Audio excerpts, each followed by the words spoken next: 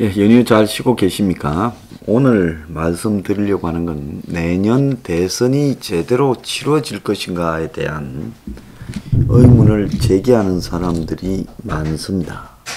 자, 그럼 대선이 3월 9일 날 하기로 했으면 3월 9일 날 예정대로 치러지는 거지 무슨 말이냐라고 물을 수 있는 분들이 있는데요.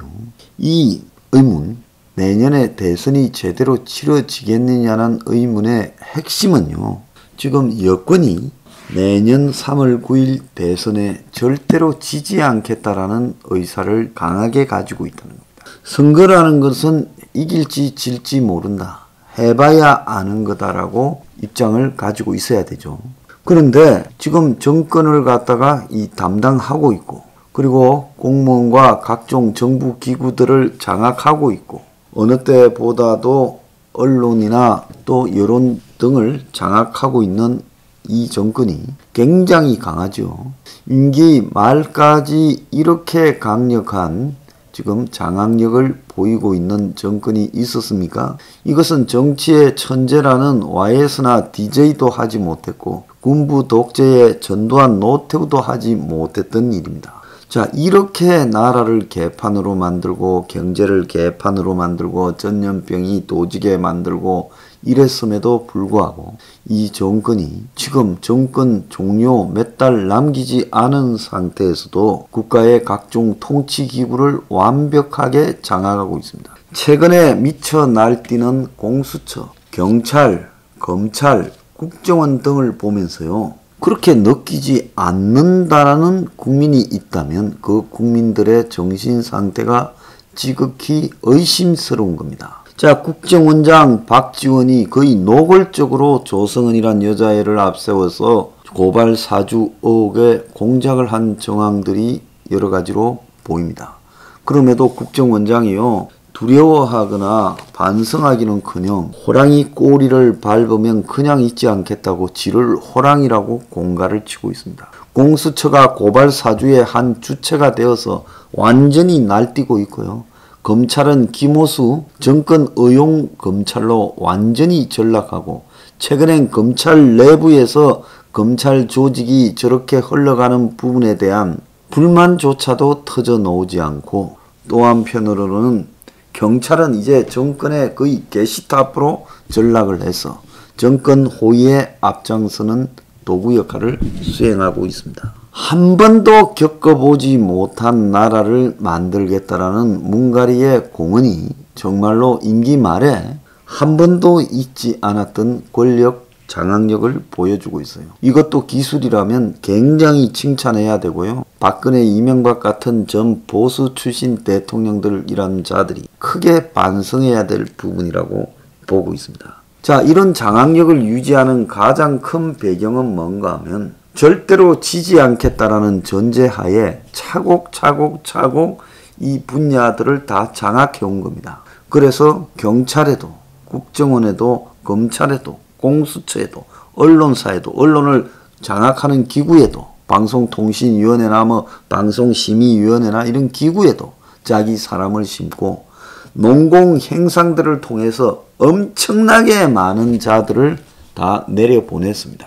그래서 보수가 흔히 권력을 잡으면 그때는 이런 내보내는 자리나 이런 부분들을 사적으로 팔아먹는 역할을 권력층 주변에서 많이 해왔습니다. 그런데 이 자들은 이 나라를 통째로 자신들이 노략질을 한 전리품으로 간주하고 그 자리 곳곳에 국민의 세금으로 월급을 주는 자리에 지금 자기 사람들을 갖다 꼽았습니다. 여기에는 어떤 약간의 두려움도 없고요. 쪼는 부분도 없어요. 최근에 보면 문 정부에서 경제관료 250명을 금융권에 재취업시켜서 박 정부보다 26%가 많았다. 이런 보도가 나오고 있죠. 임기 말인데 그것뿐입니까?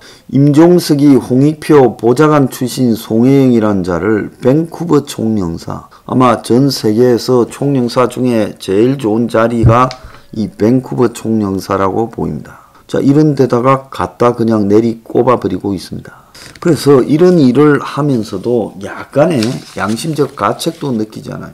심지어 이재명도 산하기관 22개의 경기도에 지사람 다 갖다 꼽았어요. 심지어 성남시라는 조그마한 시의 시장을 하면서도 유동규를 갖다 꼽지 않았습니까? 그래서 자기 사람 심기가 이 정권 안에 엄청난 이해관계 집단을 낳으면서 그들이 문정권을 연장시켜야 된다는 데 이해 일치를 보도록 만들었다는 거예요.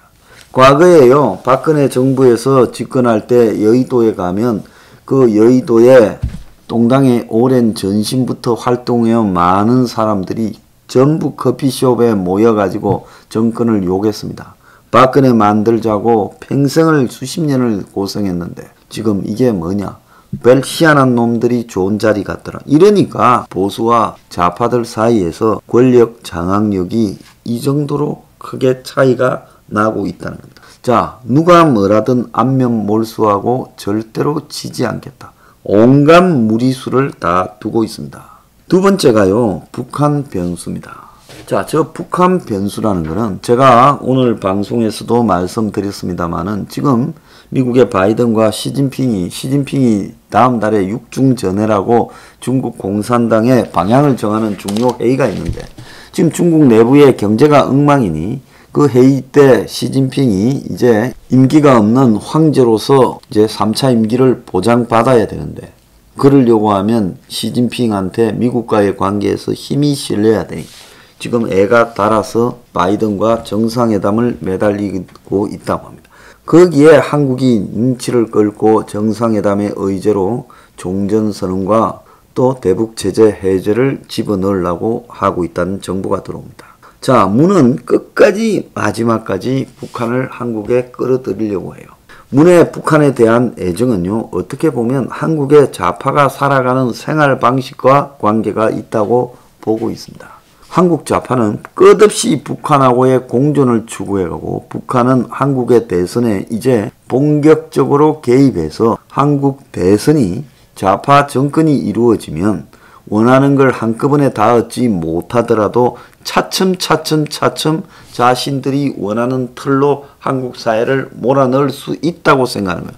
지금 북이 가장 원하는 틀이 뭐겠습니까? 당장의 식량 매달이겠습니까? 의약품이겠습니까? 백신이겠습니까? 아니, 그것보다도 더 강하게 지금 북한이 가장 원하는 것은 미군이 한국에서 철수하고 한미 간의 관계가 벌어지는 부분입니다. 자, 이 부분에 대해 한국의 좌파 정권이 한 번만 더 연장이 되면 미군이 한국에서 떠날 가능성이 있다라는 이야기가 집요하게 나오고 있습니다. 저도 그런 이야기를 했지만은 며칠 전에 조선일보 김대중 고문이 또 그런 내용을 칼럼으로 썼더만요. 그래서 한국이 다시 한 번 더 5년 동안 친중 친북 정권으로 전락하게 되면 이제는 미국이 한국과 훈련하지도 못하는 군대 그리고 대우받고 그리고 동맹으로서의 관계도 상실하고 미국에 협조하지도 않는 나라에 28,500명의 미군을 둘 필요가 없다. 그래서 미군이 떠나가는 계기가 될 거라고 보고 있습니다. 지금 미국의 추세를 보면 바이든이 저런 식으로 하면 다음번에 트럼프든 또 트럼프 비슷한 사람들이든 공화당에서 정권을 차지할 가능성이 있는데 아마 트럼프가 다시 집권해도 주한미군을 더 강하게 철수시키려고 할 가능성이 높다고 보고 있어요. 자, 이런 상황을 만들어 가기 위해서 북한은 살을 걸고 한국의 좌파 정권을 연장시킬 겁니다. 우호적으로 정상회담을 하고 해서 비둘기로 할 수 있으면 비둘기로 해줄 거고 비둘기 갖고는 식상하면 매가 돼가지고 남한과 긴장감을 극도로 고조시키는 그야말로 국지전적인 전쟁을 유발해서라도 마지막 순간에 극적인 평화선언을 함으로써 극적 효과를 높여서라도 한국 대선에서 이길 수 있는 방법을 만들어 줄 거다. 그렇게 보고 있어요. 그래서 문이 끝까지 남들이 보면 좀 제정신이 아니다 싶은 생각이 들죠.